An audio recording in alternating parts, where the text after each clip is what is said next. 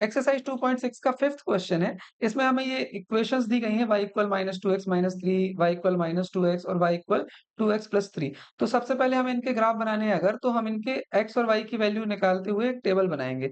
तो अगर हमने पहली इक्वेशन में x को 0 ले लिया, तो देखो -2 इंटू 0 -3, तो फिर ये -3 बचेगा।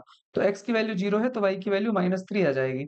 अब अगर x की वैल्यू को हम 1 ले लेते हैं, तो फिर ये बन जाएगा देखो y इक्वल -2 इंटू 1 -3, तो -2 -3 मतलब -5 बन जाएगा। तो अगर x की वैल्यू 1 है, तो y की वैल्यू -5 आ गई। तीसरे केस में अगर x की वैल्यू हम -1 ले लेते हैं, x की वैल्यू -1 ले लेते हैं, तो जहाँ-जहाँ x है वहाँ-वहाँ -1 लिख दो और फिर ये माइनस का 3, तो ये बन जाएगा माइनस माइनस +2 -3 मतलब माइनस का 1। तो अगर x की वैल्यू -1 है, तो y की वैल्यू भी हमारी माइनस का 1 आ जाएगी। यहाँ पे पहली लाइन का टेबल तैयार हो गया है। इसी तरीके से हम बाकी टेबल्स को भी प्रिपेयर कर लेते हैं, दूसरी वाली इक्वेशन में और ये तीसरी वाली इक्वेशन में। तो दूसरी वाली इक्वेशन में जब हम x की वैल्यू को 0 लेंगे, देखो x की वैल्यू आप कुछ भी ले सकते हैं, है ना? तो लेकिन अब ये कन्वीनिएंट बनता है ग्राफ, अगर हम 0, 1 और -1 ले लेते हैं, तो थोड़ा पास-पास बनता है, ईज़िली बना सकते हैं। तो इस वजह से हमने 0, 1 और -1 लिया है। आप x की वैल्यू कुछ भी ले सकते हैं। तो 0 जब x की वैल्यू लेंगे, तो y की वैल्यू भी 0 आ जाएगी। जब x की वैल्यू को हम 1 लेंगे, तो आप ये देखो y इक्वल -2 इंटू 1, तो y की वैल्यू -2 आ जाएगी। जब x की वैल्यू को -1 लेंगे, तो यहाँ पे -1 करेंगे, माइनस माइनस प्लस हो जाएगा, तो y की वैल्यू प्लस की 2 आ जाएगी।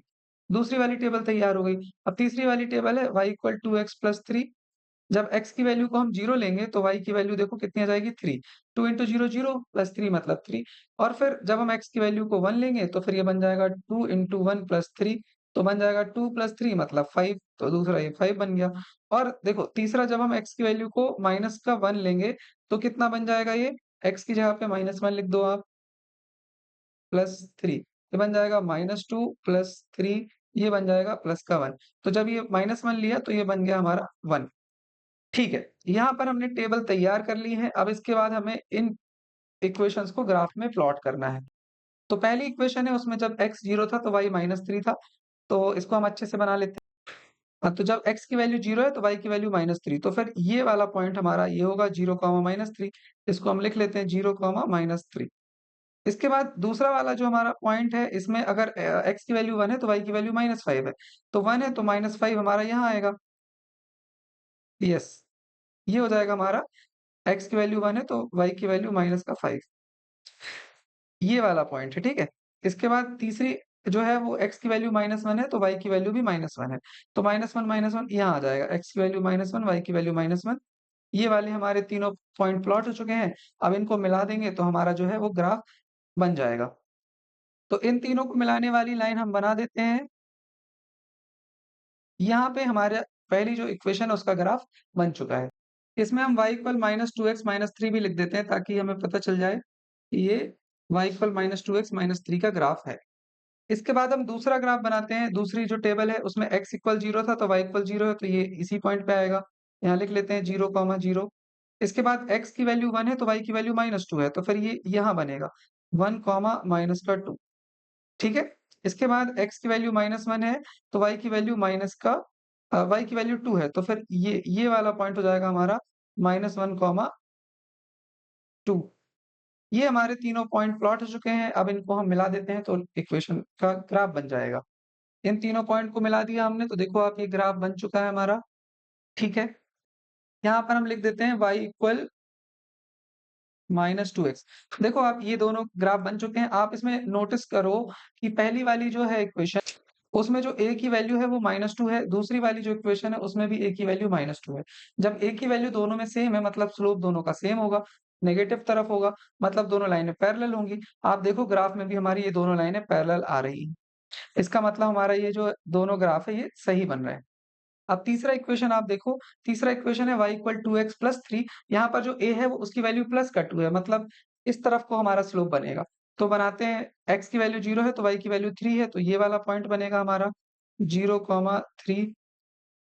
इसके बाद x की वैल्यू 1 है तो y की वैल्यू 5 है, तो ये हमारा ये वाला पॉइंट प्लॉट हो गया 1, 5 और x की वैल्यू -1 है तो y की वैल्यू 1 है। तो ये वाला पॉइंट हमारा बनेगा -1, नहीं, नहीं, यहाँ पे नहीं बनेगा ये ऊपर बनेगा x की वैल्यू -1 है, तो y की वैल्यू 1 है, तो ये यहाँ पर बनेगा। ये वाला पॉइंट है ये। तो यहाँ पर हम लिख लेते हैं इसको, x की वैल्यू 1 है, तो y की वैल्यू -1 है। ठीक है, यहाँ पर अब इन तीनों पॉइंट्स को मिला देंगे, तो ये ग्राफ हमारा बन जाएगा। इन तीनों पॉइंट को मिलाते हैं, तो जो हमारा ग्राफ है, वो इस तरीके से कुछ बन जाएगा। ये हमारे तीनों इक्वेशंस का ग्राफ बन चुका है। यहाँ पर हम एरो लिख लगा देते हैं और इस इक्वेशन का नाम भी लिख देते हैं y इक्वल 2x प्लस 3। तो यहाँ पर ये इक्वेशन बन चुके हैं, इक्वेशन का ग्राफ बन चुका है। अब हमें इसमें a और b के रोल भी बताने हैं। तो आप खुद ही देखो, अभी तक आप सीख ही गए होंगे कि a की वैल्यू जो है हमारी, वो पहली और दूसरी इक्वेशन में सेम है, मतलब दोनों का स्लोप है, तो वो दोनों पैरेलल होंगी। देखो ये दोनों पैरेलल हैं आपस में। और जो पहली इक्वेशन है उसमें b की वैल्यू -3 है, मतलब वो -3 पर कट करेगी y को, देखो कट कर रही है। दूसरी वाली इक्वेशन में b की वैल्यू 0 है, तो वो ओरिजिन से जाएगी, देखो ये ओरिजिन से जा रही है। और तीसरी वाली इक्वेशन जो है उसमें a की वैल्यू प्लस की है, मतलब स्लोप हमारा पॉजिटिव है, देखो बन भी रहा है पॉजिटिव। और उसमें ये +3 है b की वैल्यू, मतलब ये y एक्सिस को 3 पर कट करेगी। तो देखो ये 3 पर कट कर रही है।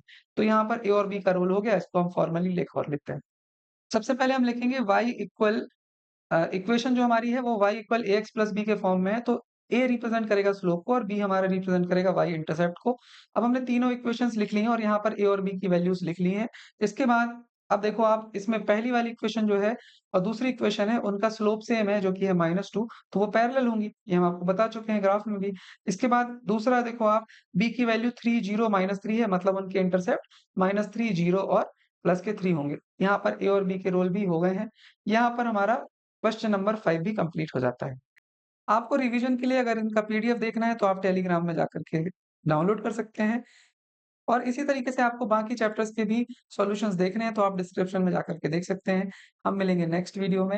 Have a nice day. Bye bye. आपको रिवीजन के लिए अगर इनका पीडीएफ देखना है, तो आप टेलीग्राम में जाकर के डाउनलोड कर सकते हैं। और इसी तरीके से आपको बाकी चैप्टर्स के भी सॉल्यूशंस देखने हैं, तो आप डिस्क्रिप्शन में जाकर के देख सकते हैं। हम मिलेंगे नेक्स्ट वीडियो में। Have a nice day. Bye bye.